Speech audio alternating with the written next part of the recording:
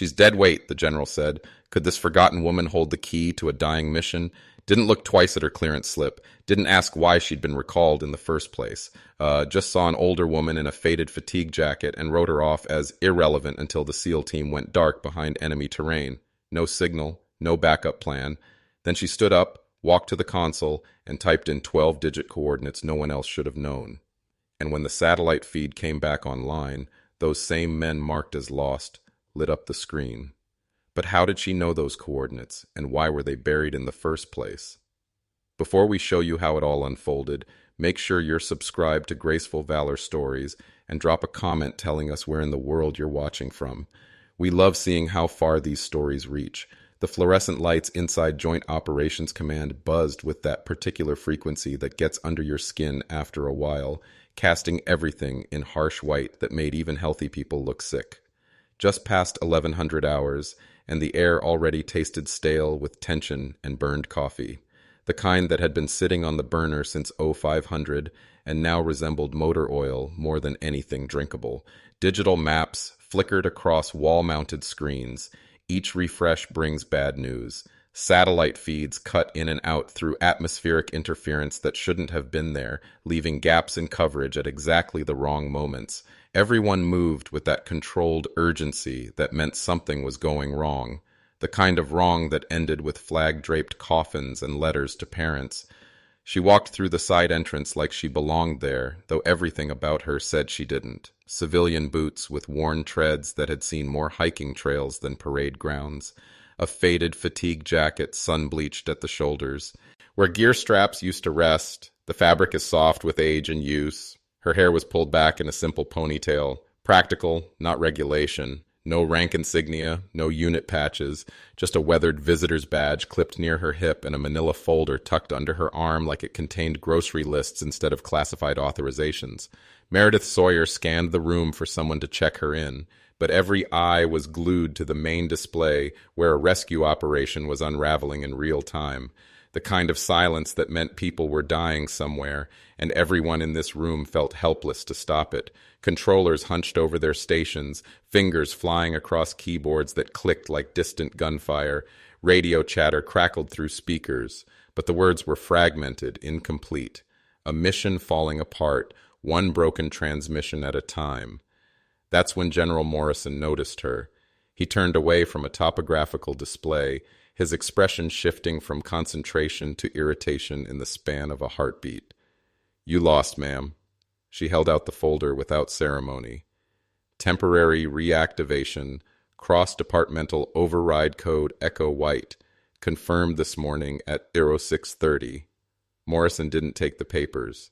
He just glanced toward Lieutenant Colonel Barnes, who stepped up and skimmed the authorization sheet. Barnes's eyebrows climbed his forehead as he read, then gave Morrison a slow nod. "It's legitimate, sir. NSA intercept protocol connected to the old Echo Drop classification." Morrison's frown deepened like a wound.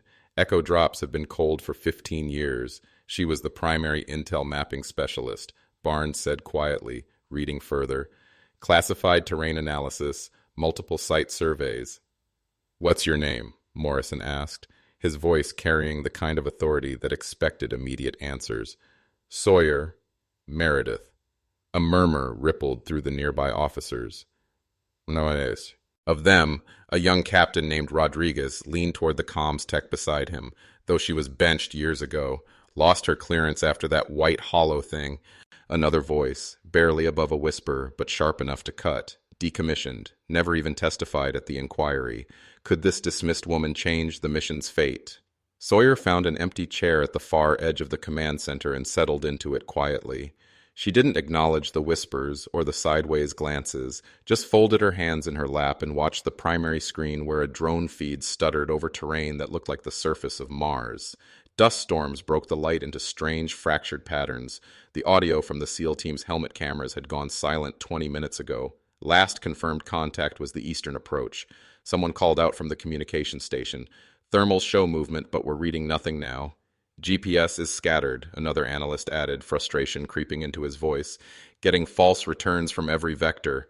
Morrison's voice cut through the chatter like a blade. "Mark their last known position and prep Team Bravo for emergency breach." 10-minute window. Sawyer tilted her head slightly, the way people do when they're listening to something no one else can hear. A young communications technician, probably fresh out of training, noticed her sitting alone and offered her a spare headset. She took it with a nod of thanks. From somewhere near the central console, just loud enough to be heard, someone muttered, "Dead weight." The comment hung in the air like smoke. Sawyer's expression didn't change, but her fingers tightened slightly around the headset. On the main display, the map pulsed with phantom contacts. Drone signals bloomed and vanished like fireworks. Every triangulation attempt failed. The coordinates shifted and dissolved before they could lock. "Too much echo interference," Colonel Patterson reported, his voice tight with strain. "We've got 5 possible heat signatures, but no reliable zone, Mauricio." N's patience was wearing thin. "Then work off topography. We don't have time for precision. Get boots on the ground." That's when she stood up. Her voice was calm, almost conversational. "You won't find them using topography.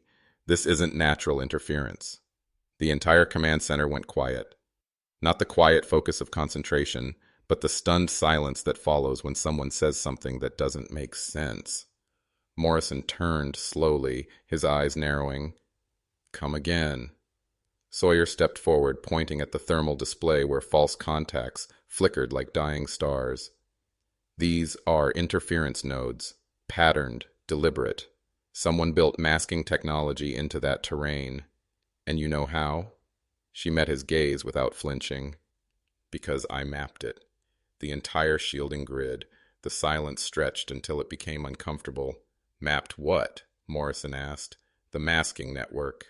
Before the sites were abandoned, before they went black." Morrison stared at her like he was trying to see through fog. "Which operation?" "White Hollow." The temperature in the room seemed to drop 10 degrees. Morrison's expression shifted from skepticism to something closer to recognition. "And it wasn't pleasant. You're the reason we couldn't get operational debriefs on that site for over a decade." Sawyer didn't respond. She didn't deny it, didn't defend herself, just stood there while the weight of old decisions settled on the room like dust. Lieutenant Hayes, one of the younger analysts, had been quietly working at his terminal during the exchange. Now he looked up, his face pale with discovery. "Sir," he said to Morrison, his voice careful and precise, "I pulled the archive blueprints from encrypted storage. Most of them are redacted, but there's a name at the bottom of the site survey." He ran a filter across the watermark, and letters began to appear through the digital static. "Moyer." Hayes looked it up from his screen. "She's not lying, sir." The room changed in that instant. Not dramatically, not with gasps or exclamations, but with the subtle shift that comes when people realize they've been wrong about something important. Officers exchanged glances. Conversations died mid-sentence. Everyone looked at Sawyer with new eyes, trying to reconcile the dismissed woman in civilian clothes with the name on classified documents. Morrison unfolded his arms, but kept his distance. Around him, technicians and analysts found reasons to study their screens more carefully, stealing glances at the blueprints Hayes had uncovered. The terrain outlines Sawyer had drawn years ago, the camouflaged access points, the elevation markers that had seemed obsolete. Suddenly, they didn't look so outdated. On the primary monitor, the drone feed convulsed with static. The SEAL team's audio, already weak, crackled once and then cut to nothing. "Drones losing altitude," someone reported. "All thermals are blanking out. Where's Bravo team?" Morrison demanded. 2 kilometers out, sir. Standing by for breach coordinates." Colonel Patterson squinted at the overlapping displays, his frustration obvious. "These signals aren't behaving like standard terrain bounce. We're getting ghost returns from empty air." "Maybe it's atmospheric distortion," suggested one of the engineers, though he didn't sound convinced. Sawyer's voice cut through the speculation like a scalpel. "It's not atmospheric. You're operating inside a buried masking array. What you're seeing isn't echoes. It's a deliberate misdirection." Morrison's skepticism flared again. "And you know this because you helped design it." "No," she said quietly, "because I warned them about it. They implemented my designs after I walked away from the program." That revelation settled over the command center like a blanket of snow, muffling conversations and leaving everyone uncertain of their footing. Without asking permission, Sawyer walked to the near Est console. Her fingers moved across the keyboard with the confidence of someone who had done this before, many times. She switched overlay patterns, rebalanced thermal displays, adjusted for spectral bleeding that the standard protocols missed. A flicker ran across one corner of the terrain map, and then a cluster of red heat signatures appeared in a staggered semicircle. There, she said, pointing at the screen. That's not terrain interference. That's your missing team. Morrison leaned in, studying the display. They're under that ridge formation. They're pinned down, Sawyer corrected. There's a manufactured blind spot in the rock face. It was part of the original counter-surveillance testing. The terrain looks natural, but it's not. One of the intelligence officers spoke up. There are no mapped coordinates for that sector. There wouldn't be, Sawyer said matter-of-factly. That section was never officially documented. Even the satellite grid doesn't have proper coverage. Then how do you know where to look? Instead of answering, she typed a sequence of numbers into the targeting system, 12 digits that meant nothing to everyone watching, but everything to the satellites overhead. Latitude, longitude, and altitude reference coordinates that shouldn't exist in any database, encrypted in a format that predated current military protocols. Her fingers moved across the keyboard with muscle memory. Each keystroke is deliberate and sure. The room held its breath as the satellite array recalibrated. Mechanical eyes turning toward a patch of Earth that had been invisible moments before. The targeting computer processed the information with electronic precision, cross-referencing elevation data with thermal imaging, building a picture from fragments of light and shadow. The satellite view shifted and focused with mechanical precision, digital zoom revealing details that made several L officers leaned forward in their chairs, the hidden escarpment lit up like a Christmas tree. Not just terrain, but structure. Camouflage netting stretched between rock formations, defensive positions carved into stone, a whole complex that existed in the gap between what satellites could see and what they were programmed to ignore. "What am I looking at?" someone whispered. The communications technician cross-referenced the thermal data. "Sir, we have confirmed heat signatures, human scale movement patterns, 5 distinct contacts. A second operator verified the readings. That's them. SEAL Team Delta, all 5 accounted for." Morrison stared at the screen, then turned to face Sawyer. His voice was quiet, almost subdued. "You memorized those coordinates." "I encrypted them," she said simply. He didn't ask how. The question was written on his face, but he didn't voice it. Some answers carried more weight than others. The command center burst into controlled activity. Officers relayed new coordinates. Bravo team received updated flight paths. Satellite guidance systems recalibrated in real time. But underneath the professional efficiency, an undercurrent of uncertainty flowed through the room. Lieutenant Rodriguez leaned toward his partner. "You think we can trust this?" Sergeant Williams, who had been watching Sawyer work, gave him a sharp look. "You saw the blueprints. That wasn't guesswork. But doubt is a stubborn thing, especially when it's built on years of whispered rumors and buried operations." Morrison made the call that ended the debate. Route Bravo team to the new coordinates. No breach until they confirm visual contact from the ridge. The entire command center shifted into high gear again, but this time with purpose instead of desperation. Sawyer stepped back from the console and returned to her chair without fanfare. She picked up the headset the communications tech had given her and settled in to wait. Corporal Kim, one of the junior officers, who couldn't have been more than 25, stared at her like he was seeing a ghost. "You actually worked on T. Had sight?"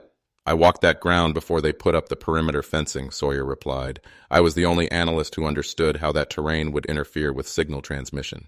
They didn't want to hear it." Kim nodded slowly, processing information that contradicted everything he thought he knew about classified operations and the people who ran them. At the far end of the command center, a liaison officer for Naval Special Warfare had been watching Sawyer with interest. He approached her chair with the careful gait of someone carrying old injuries. "Name's Pierce," he said quietly. "I was with Bravo Company when we were still designated Green Flight. I remember the Seven Trees operation." Sawyer looked at him with recognition. "You made the extraction call when the mission went sideways, and you made the call to burn the operational grid." She didn't respond to that. Some memories were better left undisturbed. Pierce studied her face. "You're the reason my team survived that mess. I'm the reason we buried the site instead of letting more people die in it," she said. "But that version never made it into the official reports." The drone feed was stabilizing now, swooping low toward the terrain corridor Sawyer had revealed. The mission wasn't saved yet, but the map they were using to guide it wasn't supposed to exist. The overhead screens dimmed as the satellite imaging systems recalibrated, casting everything in a cold blue light. The drone camera zoomed tighter on the ridge formation Sawyer had identified, revealing movement beneath camouflage netting that had been invisible moments before. Multiple confirmed heat signatures, the analyst announced, 5 distinct contacts in defensive positions. No one cheered. The team was still trapped, still in danger, and the woman who had found them was still an enigma wrapped in classified files. Morrison turned to face Sawyer again, his expression unreadable. Project White Hollow was locked down 15 years ago. Every terrain record from that program was supposed to self-destruct on access. The encryption sequence you just entered isn't in our database, not even as a ghost file. He paused, studying her like a puzzle he couldn't solve. So I'll ask you directly, how do you still have access to information that officially doesn't exist? Sawyer's voice remained steady. I don't have access. I have a memory. You're telling me you memorized a 12-digit grid reference from a black site operation over a decade ago? I'm telling you, she said, meeting his stare, that some things stay with you when they were supposed to get your team killed. The command center fell silent again. This time, nobody moved. Sawyer's voice remained steady, carrying the weight of decisions that had haunted her for 15 years. The White Hollow masking grid wasn't just camouflage. It was a prototype for something bigger, a way to make entire installations invisible to satellite surveillance. The system created false thermal returns, redirected all heat signatures outward in patterns that mimic natural geological features. That's what's jamming your drone systems right now.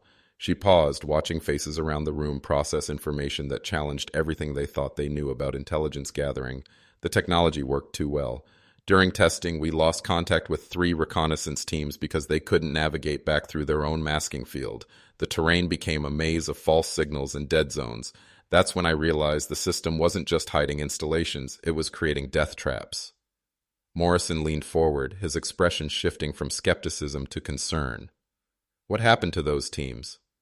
2 made it out after 6 hours of wandering in circles.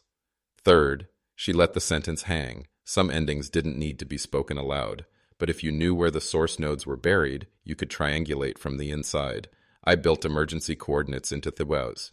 E-system, anchor points that would always read true no matter how scrambled everything else became. You mean extraction coordinates? She nodded once. The safe passage route we never used because the operation was terminated before deployment. Colonel Barnes stepped forward holding a tablet computer. Sir, he said to Morrison, I've pulled her service record. Most of it's redacted, but she's listed as primary intelligence architect for terrain analysis and site masking protocols. Another analyst added, the program classification on this specific terrain grid is tagged with burn notices from 4 different agencies. Morrison looked down at the floor, processing implications that stretched far beyond the current rescue operation. You're telling me, he said slowly, that our only chance of saving 5 Navy SEALs depends on the memory of a woman who wasn't supposed to be in this room. Nobody answered, because nobody had to. The truth was displayed on the screens around them. Morrison turned back to the main display where the drone was scanning the ravine in careful patterns. A new thermal signature appeared at the far end, movement, as the trapped team tried to reposition under cover. They're mobile, someone reported, attempting to reach a fallback position. They won't make it, Sawyer warned. There's a thermal sink half a kilometer east. It'll scatter their heat signature and break satellite contact. You'll lose them again. You're certain? Positive. Bravo team needs to approach from the west and come over the ridge at a 300-meter offset. Based on what intelligence? She didn't answer with theory or probability. She walked back to the console and called up a LiDAR scan that she must have stored in her memory all these years, overlaying it with current terrain data. I'm not guessing, she said. I designed the masking grid. They're trapped inside. The command center went quiet again, but this time it felt different. Not stunned silence, but the quiet focus that comes when people realize they're witnessing something extraordinary. Morrison looked around the room, gauging the faces of his officers. Can anyone here verify what she's telling us? Pierce stepped forward. I can, sir. All eyes turned to the SEAL liaison. 7 Trees was my squad, he said. We got pulled from that mission because of terrain instability. The official reason was that the ridge structure was too unstable for approach. He looked directly at Sawyer. But we heard rumors later. Someone on the inside had called off the operation, not to protect us from the terrain, but to protect what the terrain was hiding. Sawyer's voice was barely above a whisper. I did call it off because the ridge would have collapsed under the weight of a full team. Your squad would have been buried alive, and the command didn't want another disaster tied to that program. She paused, choosing her words carefully. So they classified the site and classified me along with it. Pierce turned back to Morrison. Sir, she's not wrong about the terrain, and she's definitely not dead weight. Several officers looked away, suddenly uncomfortable with conversations they'd had earlier. Morrison gave a sharp nod. Full redirect. Bravo team approaches from the west ridge. Sawyer, you're on communications. Guide them through the corridor. She didn't thank him or express gratitude. She just leaned into the console, keyed her headset, and began speaking in the calm, measured tone of someone who had done this before. Bravo, actually. This is Control. I'm uploading corridor data not visible on your current navigation system. You'll need to veer west 300 meters, scan for a negative elevation depression, then advance on heading 295. Her voice was steady, professional, the kind of voice you followed when everything else was chaos and confusion. But underneath the calm exterior, her heart was racing. 15 years of buried knowledge, 15 years of wondering if she'd made the right chichon. Ois. All coming down to this moment, the radio crackled. Control, we're not seeing the depression on our instruments. Trust your altimeter, not your eyes, Sawyer replied. The masking field creates visual distortion. You'll feel the drop before you see it. The basin is approximately 40 millimeters across, natural formation enhanced with artificial camouflage. Static filled the channel for several seconds that felt like hours. Everyone in the command center held their breath, watching thermal displays that showed the Bravo team as bright spots moving across dark terrain.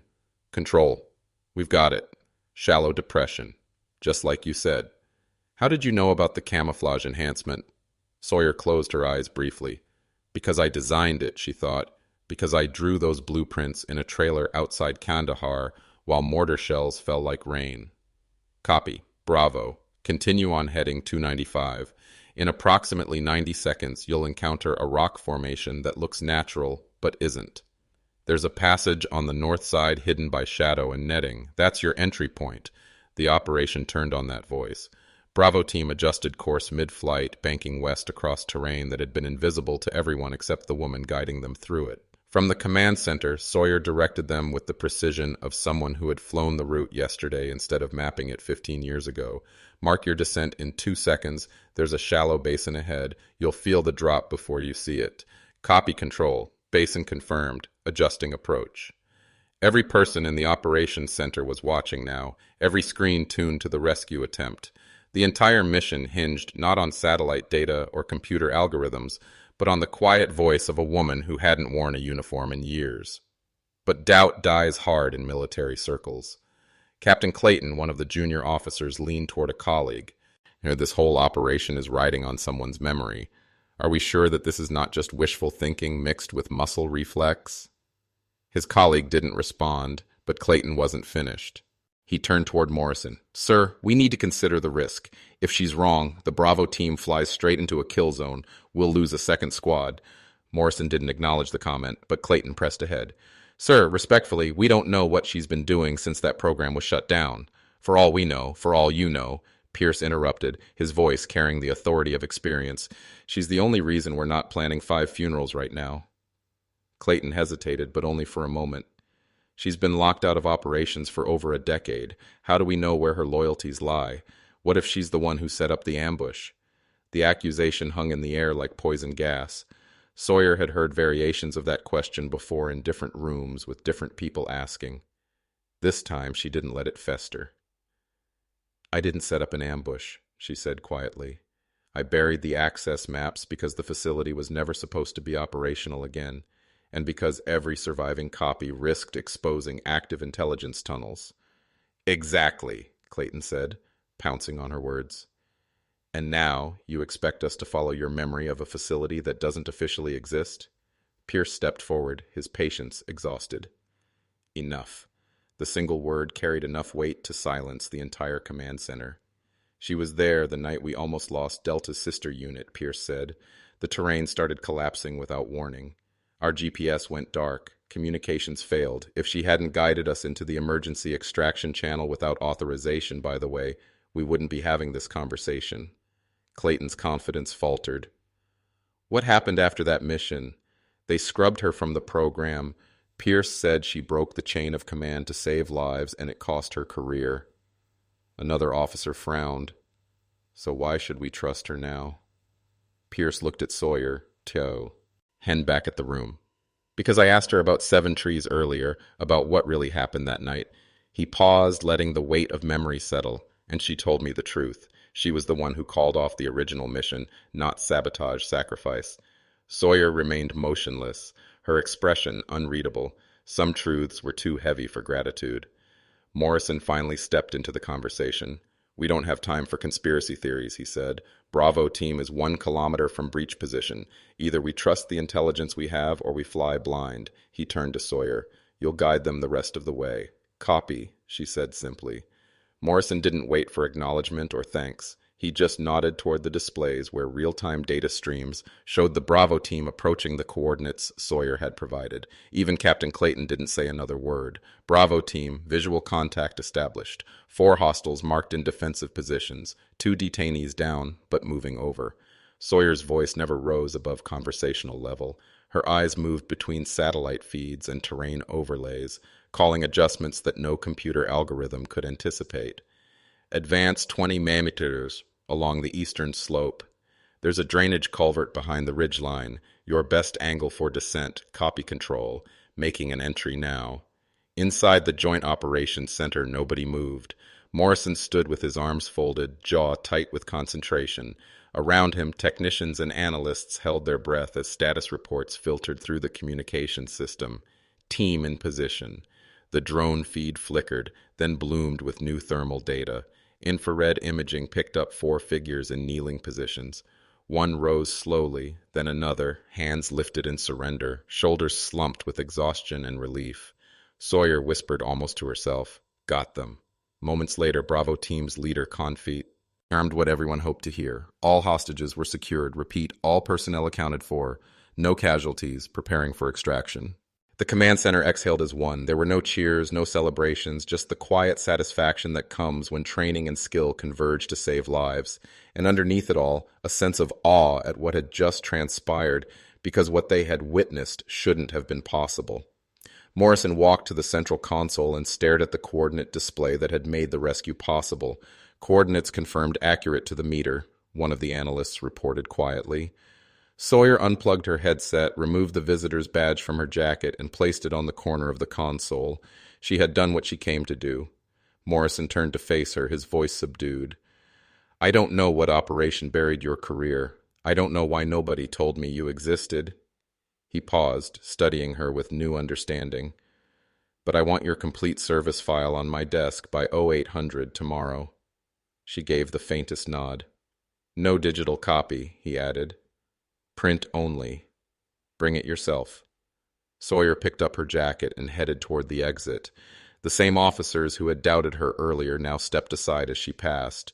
Nobody spoke, but the silence felt different now, respectful instead of dismissive. As she reached the side door, someone called after her, the young communications technician who had offered her the headset. "Ma'am, wait." She turned. He looked nervous, grateful, and completely overwhelmed. "You saved that team. The coordinate accuracy was perfect. Why didn't you speak up earlier when they called you deadweight?" Sawyer shrugged slightly, the gesture of someone who had learned to carry disappointment without bitterness. "They wouldn't have believed me," she said. "Until what?" "Until the coordinates proved themselves." She walked out, the door closing softly behind her. The command center remained quiet for a long time after she left because everyone there understood that they had witnessed something rare, the moment when forgotten knowledge becomes the difference between life and death. Have you ever known someone who was written off as dead weight only to discover they carried the one answer nobody else could provide? Sometimes the people we dismiss are the ones who hold the keys to problems we can't even see. And if you had knowledge that could save lives, but nobody would listen, would you speak up immediately, or would you wait until the stakes were too high to ignore? Share your thoughts in the comments. We read every single one. Hit that like button if this story moved you. Subscribe for more tales of quiet heroes and ring the notification bell so you never miss our latest uploads. If you know someone who believes the overlooked don't matter, send them this video. Sometimes the most important voices are the ones we almost didn't hear. Your next story is already waiting on your screen. Watch it now, and we'll see you tomorrow.